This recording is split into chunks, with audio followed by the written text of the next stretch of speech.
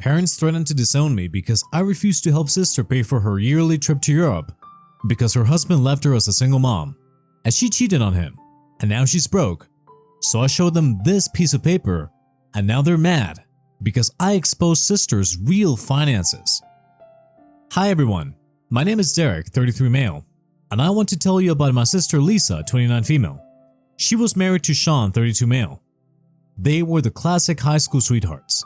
The couple everyone thought would be together forever. Got married right after college and had a little girl a year later. Seemed like a picture-perfect life. But let me tell you, things weren't always so rosy.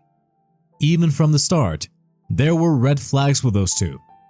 They'd fight a lot, not just little disagreements, but real blow-ups. Sometimes, the things they would say to each other were downright mean. It was like they were not on the same team, you know. One time, I remember Lisa throwing a plate at him during dinner. It was over something stupid. I can't even remember what. Everyone in the family just sat there frozen. Shawn cleaned it up and didn't say a word, but the tension, you could cut it with a knife. Turns out I was kind of right. Lisa, well, she wasn't the most faithful person. There were always rumors and whispers about her and other guys. At first, they were just small town gossip, but then there was that time she went to a work conference in Vegas and didn't come home for an extra day. Pictures surfaced on social media of her with some guy, arm in arm. Shawn saw, of course. I thought that was it, but somehow they patched things up. Shawn, he really loved her. I think a part of him believed that deep down, Lisa was a good person who just got caught up in bad moments. He would talk to me sometimes about how much he still cared and how much it hurt seeing Lisa throw that all away. When their daughter was born, I honestly thought it would be a turning point. You always hear those stories, right? How having a child changes everything, makes people grow. For a moment, it seemed to work with Lisa too. She was so in love with that little girl. But those old habits, they're hard to break. All that arguing and tension didn't vanish overnight. Their daughters started picking up on it. It broke my heart. Kids are smarter than we give them credit for, always watching and absorbing things. Things kept spiraling.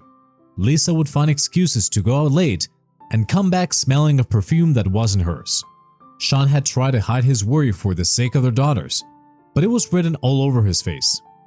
His whole demeanor changed. He wasn't the same happy-go-lucky guy he used to be. For a little while, things were less explosive, but that didn't last. It was like a ticking time bomb, that same old pattern. Lisa would charm him back, maybe act sweet and apologetic for a few weeks, then boom, she'd be back to her old ways. Shawn tried to ignore it, to trust her, but it ate him away. It wasn't just once either. Lisa cheated on him multiple times, thinking she would always get away with it. Finally, Shawn caught her. I won't get into the details. It was messy. But that was it for him. He'd had enough of the lies, the disrespect. 2 years ago, he filed for divorce. It shattered Lisa, and honestly, it was hard for our whole family. After the divorce, Lisa had to move back in with my parents, as she couldn't afford to live alone. She was working as a waitress at a nearby restaurant and couldn't afford a nanny, so my parents looked after my niece. They would even drop her off at school and pick her up, basically doing everything that Lisa was supposed to do, but was always too busy or lazy to handle. My parents, bless their hearts, they're always the first to step up when the family needs help. But Lisa took advantage of them. She would still go out all the time, acting like she had no responsibilities. Then she would come home late, barely paying attention to her daughter. Instead, she would just be glued to her phone, probably scrolling through dating apps or texting some new guy. It made my blood boil. Here were my parents, well into their 60s, raising a second kid because Lisa couldn't get her act together. Even worse, she would sometimes ask my parents for money. Not just for essentials, mind you. She'd want cash for new clothes and nights out at bars. Like everything was the same as before. It was infuriating. My mom just couldn't say no to her own daughter. Dad would get frustrated, but he would usually give in to keep the peace. I would see Lisa flash that new outfit the next day, or photos of her at some overpriced club, and it would just make me so mad. How could she be so unaware of how much she was hurting everyone around her? I tried to talk to her about it, tell her she needed to step up, to start acting like a real mother. But Lisa would get defensive, storm off, and then everything would just repeat itself. It became this endless cycle. I worried about my parents getting run down, and I worried about my niece too. It wasn't the kind of stable home environment a kid needs. It felt like history repeating itself, honestly. This has always been the case, ever since we were kids. My parents have always spoiled Lisa, many times at my expense. I don't want to sound petty, but it's true. I remember the time when I wanted to go to the camp. I would be begging to play for months. But when the sign-up deadline came, my mom forgot about it and it was too late. However, they never made the same mistake with Lisa, and she got everything that she ever wanted. Like those dance classes Lisa took, expensive costumes, recitals. It seems like she tried a new hobby every year, and when she got bored and quit, my parents would just shrug and pay for the next thing. Me, I never got those kinds of opportunities. Sports were quote-unquote too rough for me, and music lessons were quote-unquote too much of a commitment. It seemed like their energy and money were always focused on Lisa, no matter what. It's not that I begrudged my sister the good things she had, but sometimes it felt like I was invisible. I would work hard in school, get good grades, and stay out of trouble. But the praise, the attention, it always seemed to go to Lisa. I learned early on not to make a fuss, to just keep my head down and go along with things. Maybe that's why I find it so hard to watch them enable her even now. Don't get me wrong, the divorce was necessary, and Shawn's 1,000 times happier without her. But Lisa acts like she's the victim. It's always about her struggles and her problems, never a second thought about anyone else. Lisa's life had changed a lot after the divorce. No more fancy house, no more comfortable lifestyle that Shawn had provided. But you know the one specific thing that Lisa missed the most about the marriage? Their Europe trips. It had become an annual ritual. Shawn's grandparents lived in Dublin, so he would visit them every year for a couple of weeks. Shawn and Lisa used this opportunity to travel to different places in Europe. One year, it was backpacking through Spain, eating tapas, and wandering the streets of Barcelona until the early hours. The next day, they would be lounging on the beaches of Greece, island hopping, and swimming in the crystal clear water. There were romantic dinners in Paris, hikes through the Swiss Alps, basically postcard-perfect vacations that most people only dream of. Lisa would always come back with a million photos, showing off her adventures. It wasn't just the travel itself, it was the whole image. It made her seem sophisticated and worldly. Now, her idea of a good time is just hitting up the same bars in town with whatever new guy she's seeing. It's kinda sad to be honest. A few weeks ago, I visited my parents, and we had dinner together. Lisa was there as well, of course. It was the usual, her complaining about some dead-end job she'd picked up, and how hard it is being a single mom, with a snide commentary about the lack of decent men in our town. My parents just listened and nodded sympathetically. Then, as we're finished up dessert, they tell me that they want to talk to me about something. I get worried for a second. Is someone sick? Has something happened?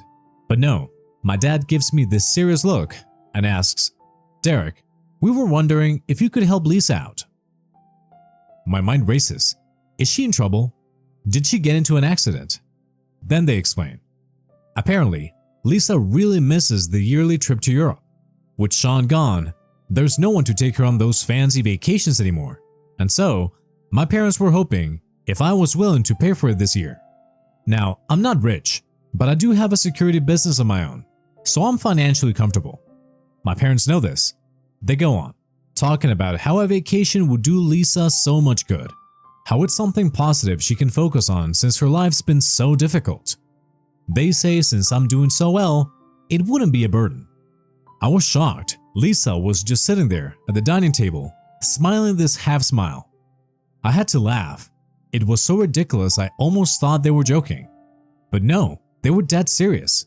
I explained that I wasn't exactly in the business of funding my sister's luxury vacations, especially after everything she's put us all through. They told me that Lisa is working hard to provide for her daughter. I had to bite my tongue. Provide for her daughter or provide for her lifestyle, because from where I was standing, it looked a lot more like the latter. "Grow up, Lisa," I said, unable to keep the frustration out of my voice. "No one's going to hand you things on a silver platter anymore. Shawn's not around to pick up the tab for whatever you want." I told him it would be different if she needed money for something important, her daughter's education, medical bills, anything that really mattered. But a trip to Europe? Unnecessary, extravagant, and another example of how out of touch she was with reality. Then Lisa piped up, "Just because I'm poor doesn't mean I don't deserve to enjoy things." Her voice had this whiny tone that could drive me up the wall. "Enjoy things, sure, but those things should be paid for with the money you earn yourself, not cash extorted from family members." I wanted to shout that at her, but I took a deep breath instead. "Lisa, enjoying yourself doesn't mean flying off to Paris on someone else's dime. Buy a book, go for a walk in the park, have a movie night with your daughter. There are a million ways to find joy that don't cost a fortune." She rolled her eyes, muttering something about me being a cheapskate. That's when I lost it. I stood up, my chair scraping back loudly. "You want to enjoy the high life? Then work for it. Stop acting like the world owes you something just because you exist." Then Lisa started crying. Big dramatic sobs that always seemed to get my parents' attention. And sure enough, my mom launched into a whole speech about how I was being cruel to my own sister and how family sticks together no matter what. My dad chimed in, his voice stern, saying I needed to be more understanding. Understanding? I'd been understanding my whole damn life. It was like my own feelings, my own needs, didn't even register on their radar. Then it came the final blow. My parents told me that if I don't fund Lisa's European vacation, which, let's be real, was more like a month-long shopping spree, then they were going to disown me. My anger flared, hot and sudden, but beneath it was hurt, a deep, piercing sadness. How could my parents say that to me? Over a ridiculous trip that wouldn't fix any of Lisa's real problems. After everything I'd done for them, the sacrifices I'd made for this family without a second thought, it felt like a slap in the face. I swallowed the lump in my throat. "If this is your decision," I said, my voice shaking slightly, "then there's nothing more to talk about." I didn't bother arguing anymore. There was no point. I turned, walked to the door, and left their house without looking back. Over the next few days, I was seething. Anger simmered under the surface, ready to boil over at any moment. I was mad at Lisa, sure, her ridiculous demands, her constant entitlement, but mostly, it was my parents who had me furious. How could they choose her side so blindly? How could they threaten to cut me off, their own son? I couldn't wrap my head around it. Then, of all things, I bumped into Shawn's sister Marge at the grocery store. Usually we'd have the standard polite chat. How's the family? How's work? All that surface level stuff. But this time, looking at me, she must have sensed something was off. "Derek, are you okay?" she asked, a concerned frown on her face. Before I knew it, I was unloading the whole story on her. It felt good in a way, to vent to someone who wasn't directly involved. Marge listened, nodding, and offering sympathetic sounds. Then she did something that threw me for a loop. "Derek," she said carefully, "how is Lisa broke? Shawn's been paying a significant amount in child support and alimony." I blinked. Alimony? Lisa had told everyone she'd refused alimony, that she was too proud to take his money even after everything. But Marge, she wouldn't lie about something like that. A wave of nausea washed over me. Had Lisa been lying to my parents too? Suddenly, all those complaints about being a quote-unquote poor single mom took on a whole new meaning. My head was spinning. I had to confirm everything, so I did the unthinkable. I called Shawn. "Look, things between us haven't exactly been peachy since, well, you know, but desperate times and all that. I suggested we meet, keeping it vague, saying there was something I needed to talk about." We ended up meeting at a local pub, one of those dark wooded panel places that's usually pretty quiet during the day. It felt a bit surreal, sitting there with him, ordering beers like awkward acquaintances instead of the in-laws we used to be. At first, it was stilted small talk, the weather, sports, avoiding the giant Lisa-shaped elephant in the room. But I couldn't take it anymore. I took a deep breath and laid it all out. The dinner with my parents, the ridiculous European vacation idea, and what Marge had told me.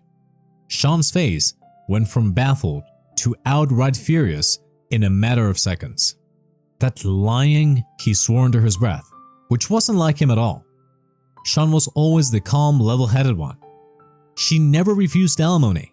In fact, she fought tooth and nail for the highest possible amount. He explained how he just wanted to be done with it, to cut ties and not drag the divorce out longer than necessary. So he agreed to a settlement that, honestly, was way more than she deserved. We sat in silence for a while, just processing. It felt like this shared anger, even if it was years too late, created a weird sort of bond between us. The truth was, we had both been played by Lisa, and it hurt. The information burned in my mind. I wanted to scream, to confront Lisa right then and there. But I knew that wouldn't do any good. She would wriggle out of it, make excuses, and probably start crying to manipulate everyone all over again. No, I had to be smarter than that. I wanted to expose Lisa and lay the truth bare for everyone to see. So I asked Shawn if he could send me a copy of his divorce settlement, along with proof of the alimony and child support payments that he's been making. He agreed without hesitation, and I waited impatiently for the email to hit my inbox. Later that night, as soon as I received everything, I printed it all out. Now I had the ammunition. I was ready to show my parents the real truth, to expose the way Lisa had been taking advantage of their generosity and trust. A surge of adrenaline coursed through me. This was it. I was nervous, definitely, but there was a sense of satisfaction too. After all these years, maybe I could finally break this pattern. Maybe my parents would finally open their eyes to Lisa's manipulation. Or if not, well, at least I wouldn't be a part of this farce anymore. The next day rolled around, and I felt sick with nerves all morning. But as afternoon approached, I steeled myself and headed over to my parents' house. I knew Lisa would likely be there, lounging around, leeching off them as usual. It made my blood boil. The whole family was gathered in the living room when I arrived, the TV murmuring some daytime talk show in the background. I forced a smile and tried to sound calm. "Hey everyone," I said casually. "Got something I needed to show you guys. But first, I need to talk to Lisa." "What is this about?" she asked, a hint of whine in her voice. "Lisa," I said, keeping my tone even, "I understand how tough things have been for you, especially since you were so generous about refusing alimony from Shawn." Her eyes widened in surprise, but she recovered quickly. "Yeah, I didn't want to take his money. I'm trying to stand on my own 2 feet, you know." I turned towards my parents, who were listening intently, looking confused. "See, the thing is," I said, "I actually talked to Shawn yesterday.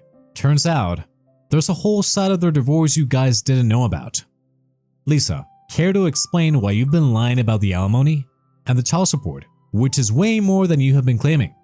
Lisa, always quick on her feet when cornered, didn't miss a beat. "Derek, you can't trust Shawn. He's a liar. He's just trying to make me look bad. Get revenge or something." I was ready for this. "Convenient," I scoffed. "Then why don't you explain this?" I thrust the divorce documents in front of my parents, my finger pointing directly to the alimony and child support section. "Look, black and white, legal proof of how much he's been paying." My mom's gaze flitted between the papers and Lisa, a mix of shock and hurt in her eyes. My dad just stared at Lisa, stony-faced. The silence in the kitchen was deafening. "Lisa," my mom asked, her voice shaking slightly, "is this true? Have you been lying to us all this time?" "Busted." Lisa squirmed. She could fake tears on command, but this was a corner she couldn't charm her way out of. Finally, she mumbled something like, "Well, yes, I mean, he was supposed to pay that, but he hasn't been. And when I asked him about it, he told me this was all that I was going to get, so…" "Lies again," I yelled. This time, the anger burned hotter than ever. I pulled out the stack of bank transfers Shawn had sent, waving them in the air. "Here's your proof, Mom, Dad. Shawn has been making the payments every single month, regular as clockwork." I shoved the papers under their noses. Lisa cannot afford a nanny because she blows all her money on clothes and bars instead of her kid. She doesn't need this ridiculous trip to Europe. She could afford her own place if she had an ounce of responsibility. Now Lisa was on the verge of tears. Not the manipulative kind either. These were real, the dawning of consequences kind of tears. My mom had finally reached her breaking point. She was fuming. "Lisa," she began, her voice dangerously low. "How could you do this to us, after everything we've done for you?" My dad chimed in, his usual calm demeanor shattered. Taking money, lying like this, it's shameful. Have you no conscience at all? They kept going, their voices overlapping in a torrent of anger and disappointment. Lisa tried to interrupt, making excuses, but they weren't having any of it. For once, they were seeing her for who she really was, selfish, irresponsible, and completely lacking remorse. My mom turned to me then, her eyes filled with tears. "Derek, I'm so sorry. We were so wrong. So wrong to choose sides like that. You're our son too. We should have trusted you. But I wasn't ready to forgive. Not just yet. The hurt ran too deep. An apology doesn't change the fact that you were ready to disown me," I said, my voice tight. "I'm your child too. And to see you place Lisa above me like this time and time again, it's messed up." I couldn't take it anymore. I turned away from their pleading eyes. "Look, I came over here to expose Lisa's lies, not to magically fix our family. I just needed you to know the truth." With that, I walked out, leaving them standing there amidst the wreckage of Lisa's deception. That was yesterday. Now, I'm not sure what to do. Part of me wants to reach out, to try and bridge the gap. My parents, despite everything, are still my parents. I don't want to be completely estranged from them. I want things to go back to normal, or at least some version of normal. But there's another part of me that's still deeply wounded. The image of them threatening to cut me off over Lisa's ridiculous demands, it replays in my mind. Can I truly forgive them for that? The trust feels fractured. I worry that, even if we patch things up superficially, something fundamental has changed between us. Something that might never be fully mended. Any suggestions on what I should do? It's been a week since I posted my story. Honestly, I was overwhelmed by the responses. So many of you guys reached out with support and advice, and it meant the world to me. I know this whole situation is messy, and family stuff always is, but it felt good to vent and get some outside perspectives. Turns out, a lot can happen in a week. You see, after I left that day, my parents, especially my mom, kept reaching out, calling, texting, the whole 9 yards. She wouldn't let it go. Honestly, it got a little annoying, but I figured fine, I might as well hear them out. I'm so glad I did, because if I hadn't gone over there, I would have never known the full extent of Lisa's, well, let's just call it her creativity with the truth. So I went over to their house. We sat down, they apologized again. This time, it felt more sincere. I told them I was ready to forgive them, to move on, but it wouldn't happen overnight. Things were still awkward, but it was a start. And then, my mom dropped a bombshell. Apparently, after I left that day, they really confronted Lisa. Not just about the alimony and child support lies, but about everything. The way she'd been using them, taking their money for granted, blowing off her responsibilities as a parent. And you won't believe some of the stuff that came out. So my parents laid it all out. First off, the extent of Lisa's mooching was way worse than I thought. Remember her complaints about being a quote-unquote poor single mom? Well, turns out she wasn't paying for squat. No groceries, not her daughter's stuff, not even her own bills. Everything, rent, utilities, even her nights out, landed on my parents' dime. And it wasn't just about the basics. Every few weeks, Lisa would come up with some sob story about an emergency. Her car needed fixing, her kid needed new shoes, whatever. My parents, feeling sorry for her, would fork over the cash without a second thought. The worst part, all that money she was pocketing, it was draining my parents' retirement savings. The money they'd worked their whole lives to put aside, sacrifice for so they could have a comfortable life later on. I felt sick to my stomach. Lisa was literally stealing their future, all to fund her selfish lifestyle. I was furious, but honestly, I was also hurt. Hurt for my parents, who had been so blind to what was happening right under their noses. How had they not seen the extent of Lisa's manipulation? How could you guys have been so blind? The words burst out of me before I could think them through. My parents looked at each other, shame and a flicker of anger in their eyes. "What else were we supposed to do, Derek?" my mom asked, a tremor in her voice.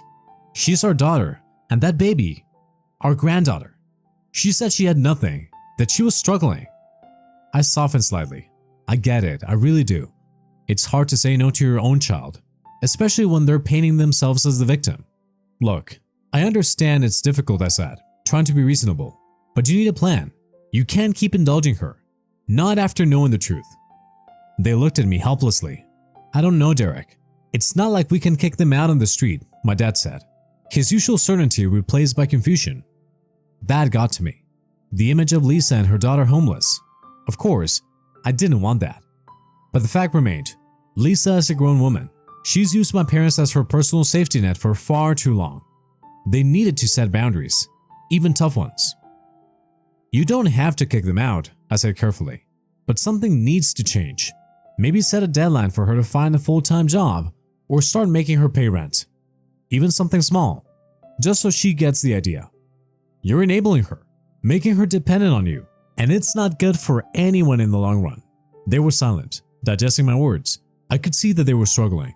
They wanted to be good parents and good grandparents, but they're trapped, paralyzed by Lisa's manipulations and their own fear of seeing her fail. It's a crossroads for them, that's for sure. Well, I know I only posted the last update yesterday, but I have some more new information for you guys. A few hours after getting home from my parents' place, my phone rang. It was Lisa and she was furious. I braced myself as she spewed a whole string of insults and accusations.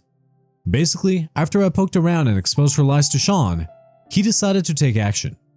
He's suing for full custody of their daughter. Lisa was screaming at me, saying that I destroyed her life. Now her daughter was going to be taken away and it was all my fault. Honestly, I felt a surge of guilt mixed with anger. Yeah, she's messed up big time, but I never wanted her to lose her kid. Part of me agrees with Shawn. Lisa's proven time and time again that she's not exactly responsible parent material. But another part, well, it remembers that little girl who used to cling onto my leg when I'd visit. I know Lisa loves her daughter, even if her idea of love is seriously messed up. I don't know what to do. I feel like I kicked off this chain of events, but I don't want to be the reason a kid gets taken away from her mom, no matter how flawed that mom is. The whole thing has turned into a moral minefield. Should I try to talk to Shawn and make him see that Lisa can clean up her act if she has to? Or should I stay out of it completely and let the courts decide? Hey everyone, long time no update, I know. I needed some space after the whole custody whirlwind. It turns out, Shawn didn't have as strong of a case as he thought. While Lisa had definitely done most of her parenting responsibilities on my folks, she at least made sure her daughter wasn't totally neglected. In the end, they reached an agreement where Shawn would cover most of their daughter's expenses for a while, and Lisa would only be getting a small part of the child support money. Not exactly full custody, but it's a start. The good news doesn't stop there. My parents finally grew a backbone. Lisa's now paying them rent. A small amount, but it's the principle of the thing. And she actually has to do chores around the house. It's a little surreal to see her dusting the living room or helping my mom with dinner. They've made it clear that she has to prioritize her daughter over nights out and new clothes. Also, she's got to start saving both her salary and the alimony so she can actually afford a place of her own someday. It's going to be a long haul, but at least it seems like things are moving in the right direction. Of course, Lisa still glares at me whenever I'm around. I mean, I get it. I'm the one who kicked the hornet's nest. But honestly, I don't regret it. Not one bit. Seeing my parents finally stand up for themselves and stop being Lisa's doormat, it's worth every bit of her resentment. I just wanted to say a huge thank you to everyone who gave me advice and support over the past few weeks. This whole situation was messy, and your kind words meant a lot. Now, it seems like maybe, just maybe, everyone involved, my parents, Lisa, and especially my niece, might actually have a shot at a better life. Fingers crossed. That was a wrap up for today's story. Thank you very much for listening. Smash that like button for me and subscribe for more stories. Thanks again. We'll be seeing you in the next one.